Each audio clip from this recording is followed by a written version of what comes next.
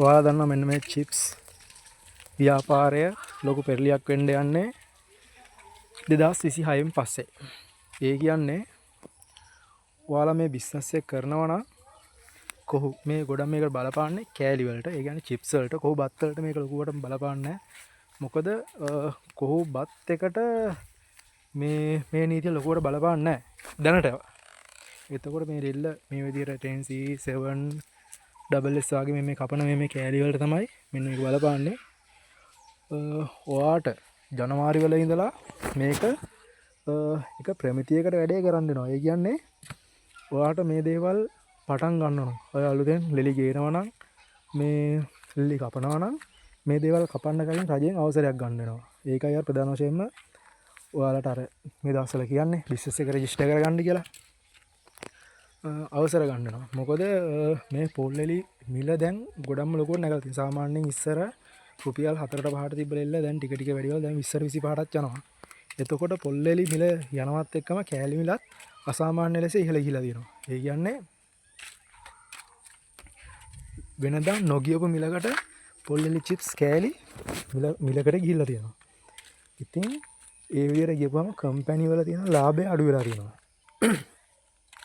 ඒ කියන්නේ ඒ කට්ටියට කරගන්න බැරි වෙනවා. දැන් අර DC වලට වැඩේ උනේ අන්න ඒ වගේ. එක දිගට මිල එක දිගට ගියා. ඊට පස්සේ ලංකාවේ තිබ්බ ඕඩරයක් වෙන රටකට ගියා. මම රට කියන්නේ නැහැ. ඉතින් අන්න ඒ දේ තමයි මේකෙත් දැන් වෙන්නේ. ඒ කියන්නේ මේක මේ කම්පැනි වල මේ පිරිවැය දරන්න අමාරුයි. තරගෙ හින්දා ගන්නවා. මේක මේ දැන් මේක කඩාගෙන වැටුනොත් ලංකාවට ඒ කියන්නේ ලංකාවේ එන විදේශ විනිමය අඩු වෙනවනේ. අන්න ඒ දේ මේක මේ බිස්නස් එක කඩා වැටෙන්න දෙන්නේ නැති වෙන්න තමයි මෙන්න මේක රෙජිස්ටර් කරලා මේක පොඩ්ඩක් පාලනය කරලා බලන්න තමයි මෙන්න මේ විදිහට අර අවසර අරගෙන රජින් අවසර අරගෙන ඉස්සරහට කරන්න ඕනේ කියන්නේ. එතකොට ඔයාට මේ දේ ඉස්සරහට කරන්න ඕන නම් ඔයා මේක බිස්නස් එක වගේ බිස්නස් එක පොල් ලෙලි කපන චිප්ස් ව්‍යාපාරය රෙජිස්ටර් කරගන්න ඕනේ. ඒ කියන්නේ ඔයාලා ඉස්සල්ලාම යන්න ප්‍රාදේශීය සභාවට. ඊට පස්සේ ප්‍රාදේශීය සභාවට ගිහිල්ලා ඔයාගේ බිස්නස් එක රෙජිස්ටර් කරගන්න අවශ්‍ය ඩොකියුමන්ට් ටික දෙන්න කියන්න. එතකොට ඊට පස්සේ එතන තියෙනවා පරිසර බලපත්‍රයක් ගන්න. ඊට පස්සේ අන්න ඒක ඉස්සල්ලාම පුරවලා MOH එකට අරන් යන්න ඕනේ. MOH එකට අරන් ගියන් පස්සේ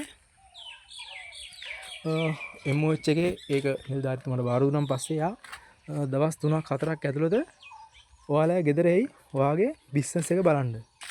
එතකොට බිස්නස් එක බලන්න ආපුවාම එතකොට එයා ඇවිල්ලා බලනවා ඔයාගේ මෙන්න මේ මැෂින් එක සේෆ්ටිද? මැෂින් එකේ මොකද තත්ත්වය?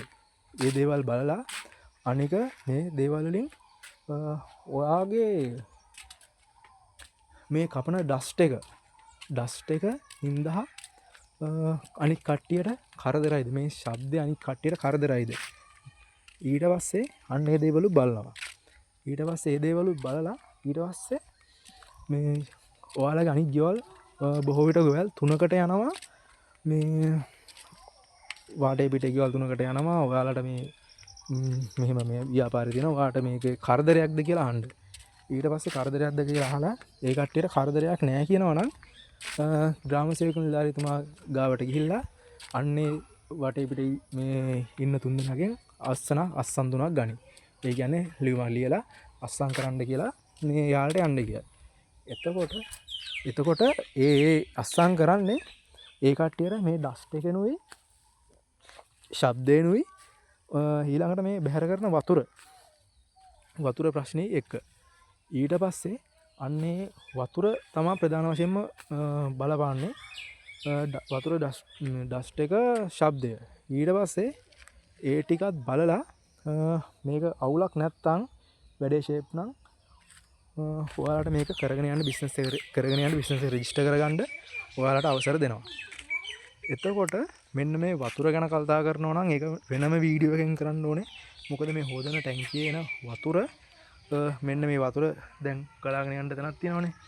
එතකොට කොහොමද මේ වතුර ගලාගෙන යන්නේ?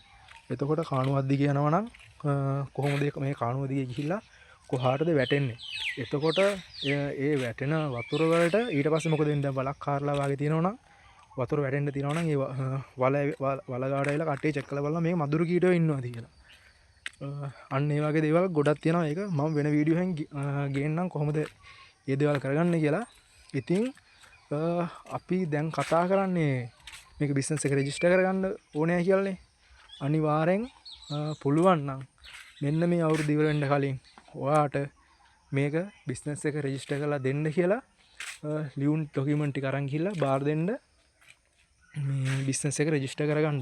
එහෙම වුණොත් 2026 ගන්න පනත් වලට අනුව ඔයාගේ දැන් මෙච්චර කාලයක් බිස්නස් එක කරගෙන යනවනේ. ඒ හින්දා ඔයාට ප්‍රශ්නයක් වෙන්නේ නැති වෙයි කියලා කියනවා. අලුතෙන් පටන් ගන්න කට්ටියට තමයි මේ වැඩේ වෙන්නේ. අනික උපරිමයේ මැෂින් දෙකකට සීමා කරන්න එනවා සාමාන්‍යයෙන් මේ වගේ චිප්ස් කපන කට්ටියට. අන්න ඒ දේවලුත් දැන් ආරංචි මාර්ග තියෙනවා මේ වෙද්දින් අපිට ඇවිල්ලා.